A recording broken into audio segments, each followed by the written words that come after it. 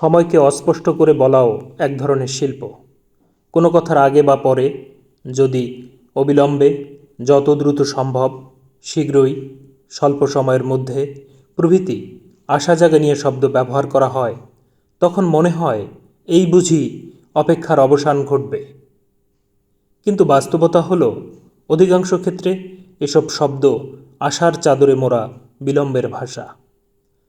অপরদিকে যথাসময়ে, সময় মতো, ভবিষ্যতে, আগামীতে, সুবিধাজনক সময়ে, প্রক্রিয়াধীন, বিবেচনাধীন প্রভৃতি বাকভঙ্গি আরও রহস্যময়। এগুলো শুনলে মনে হয় কাজটি বাতিল হয়নি, তবে অনির্দিষ্টকালের জন্য ভদ্রভাবে স্থগিত রাখা হয়েছে।